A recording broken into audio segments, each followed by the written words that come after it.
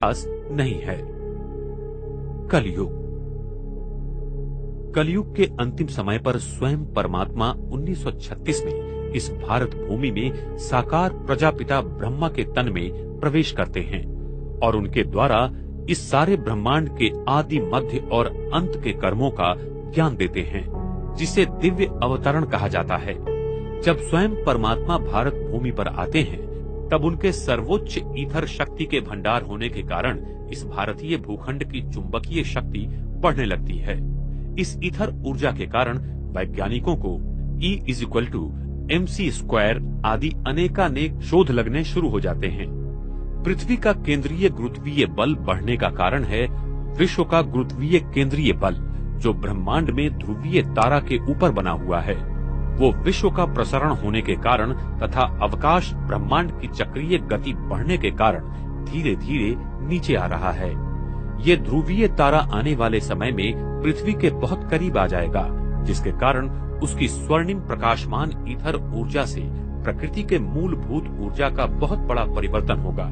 जैसे सिलिकॉन जो सेमीकंडक्टर है, वो बैड कंडक्टर बन जाएगा और दुनिया के सारे संगणक और इलेक्ट्रॉनिक साधन बंद हो जाएंगे। सारी इलेक्ट्रॉनिक प्रणालियां बंद होने के कारण दुनिया में हाहाकार मच जाएगा और साथ साथ यूरेनियम आदि धातु में अपने आप विकेंद्रीकरण होना शुरू हो जाएगा, जिससे दुनिया भर में बने हुए आणविक शस्त्रों का अपने आप विस्फोट हो जाएगा, जिससे सृष्टि पर महापरिवर्तन की प्रक्रिया शुरू हो जाएगी। सृष्टि परिवर्तन की प्रक्रिया का पहला चरण आणविक शस्त्रों के भयंकर विस्फोट से सृष्टि परिवर्तन की अनेक प्रक्रिया को उत्तेजित करेगा। अणु बॉम्ब, हाइड्रोजन बॉम्ब का प्रचंड विस्फोट पृथ्वी पर छोटे सूरज का काम करेगा। आणविक बॉम्बों से करीब 10 लाख डिग्री सेल्सियस तापमान थोड़े समय के लिए हो जाएगा, जिसे सारे धातु, मनुष्य, संपत्ति, वस्तुएं और पर्वत आदि विस्फोट होकर पिघल जाएंगे। अणु बॉम्ब के इसी ऊर्जा पिघलने के कारण पृथ्वी के केंद्रीय गाभा के ऊपर बना सिलिकॉन पूरी तरह से पिघल जाता है। पृथ्वी के समुद्र में बर्मुडा और फॉर्मोसा ट्रायंगुलर क्षेत्र हैं। वो पृथ्वी के केंद्रीय गाभा के 2 द्वार हैं, जो सिर्फ पानी से ढके हुए होने के कारण पृथ्वी के सबसे ज्यादा गुरुत्वीय बल के क्षेत्र में हैं। इसलिए कोई भी हवाई या पानी पर चलने वाला जहाज इन क्षेत्रों में जाते ही गायब होकर पृथ्वी के अंदर चला जाता है। इसलिए इन क्षेत्रों को डेविल सी कहते हैं। इन्हीं क्षेत्रों से अति प्रकाशित ईथर ऊर्जा के द्वारा प्रचंड विद्युत शक्ति से पृथ्वी का केंद्रीय गाभा पुनः चार्ज होगा। अंत में इस अति प्रकाशित ईथर ऊर्जा की शक्ति से पृथ्वी के चुंबकीय गाभा के बीच का विद्युत विरोधक द्रव्य पिघल जाता है, जिससे सारी पृथ्वी की चुंबकीय शक्ति में परिवर्तन आ जाएगा और यही परिवर्तन पृथ्वी के दोनों ध्रुवों को समाकर एक ही मोनोपोल में परिवर्तित कर देगा। आइंस्टाइन बोसॉन कंडेंसेशन की भाषा में पृथ्वी का केंद्रीय गाभा एक सुपर एटम बन जाएगा और पृथ्वी की गुरुत्वीय शक्ति बहुत बढ़ जाएगी, जिसका केंद्र भारत होगा। पृथ्वी की चुंबकीय शक्ति में परिवर्तन आने के कारण दुनिया में अनेक तूफान, सुनामी, चक्रवात और भूचाल आदि ज्यादा संख्या में आ जाएंगे। दुनिया का 96% बर्फ जो दोनों ध्रुवों पर जमा है, वो पिघल जाएगा और समुद्र की ऊंचाई 300 से 400 फीट बढ़ जाएगी, जिससे दुनिया भर में समुद्र किनारों पर बसे सारे शहरों का विध्वंस हो जाएगा। दुनिया के सारे भूखंड विध्वंस होकर भारत की ओर केंद्रित हो जाएंगे, जिसे हम पेंजिया और गोंडवाना लैंड कहते हैं। ये प्रक्रिया बहुत ही अद्भुत और विशाल है। वैज्ञानिक जिन क्रियाओं को होने के लिए लाखों करोड़ों साल का समय लगता है, ऐसा मानते हैं कि वो क्रियाएं पलक झपकते ही कुछ ही समय में शुरू हो जाएंगी और इस पृथ्वी के ध्रुवों का केंद्रीयकरण होकर पृथ्वी पर बिखरे हुए सारे शक्तियों के चक्रों का ईथर शक्ति द्वारा एक ही मोनोपोल में केंद्रीयकरण हो जाएगा, जिसके द्वारा सारे पृथ्वी पर वो ईथर शक्ति सभी प्राणी मात्रा और प्रकृति की ऊर्जा में निरंतर प्रवाहित होती रहेगी। यही ईथर शक्ति ब्रह्मांड में सारे क्वांटम चेंजेस लाएगी, जिसके कारण मानो बिग बैंग जैसे परिस्थिति का निर्माण होगा, क्योंकि परमात्मा जो 10 मितीय विश्व में रहते हैं, वो इसी सूक्ष्म ईथर शक्ति के द्वारा ब्रह्मांड और सृष्टि के हर कणों का विकेंद्रीकरण बाहर की दुनिया से करेंगे, जिससे थर्मोडायनामिक के दूसरे नियमों द्वारा सृष्टि की एंट्रोपी शून्य हो जाएगी। ब्रह्मांड के सारे भौतिक कणों का विकेंद्रीकरण की स्थिति बन जाती है, जिसका प्रतिबिंब उन्हें अभी के ब्रह्मांड के कणों में प्राप्त होता है, जिस कारण वो सोचते हैं कि ये सारे कण कभी एक समय एकत्रित थे और आज बिखर गए, जिससे आगे चलकर ये विद्यमान जगत बन गया।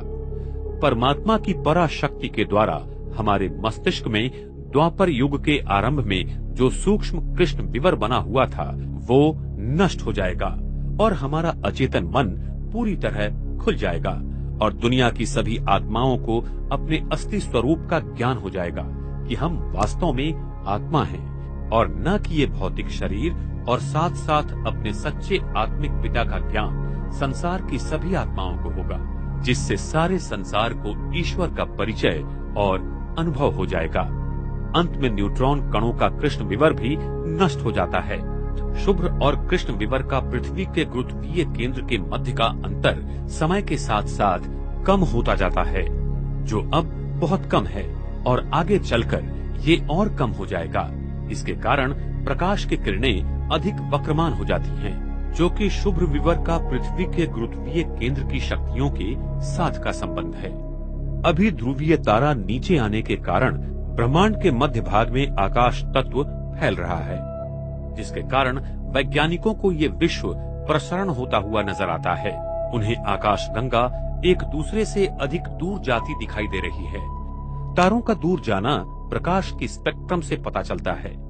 अभी प्रकाश की तरंगों में रेड शिफ्ट इसी के कारण मिल रही हैं। ध्रुवीय तारा की गति हमारे मानसिकता की पवित्रता पर आधारित होती है। द्वापर युग से लेकर कलयुग तक हमारी पवित्रता में निरंतर गिरावट आने के कारण हमारी कुंडलिनी शक्ति, जो सतयुग त्रेता युग में सहस्त्र चक्र में थी, वो आज्ञा चक्र, फिर हृदय चक्र और अभी कलयुग में मूलाधार चक्र में आ जाती है। इसके कारण ध्रुवीय तारा भी धीरे धीरे नीचे आना शुरू हो जाता है और साथ साथ पृथ्वी के संग उसका केंद्र बिंदु थोड़ा झुकना शुरू हो जाता है, जो अभी कलयुग में 23.5 अंश तक आ जाता है। इसलिए सारा आकाश तत्व हमें अभी 23.5 अंश झुका हुआ नजर आता है।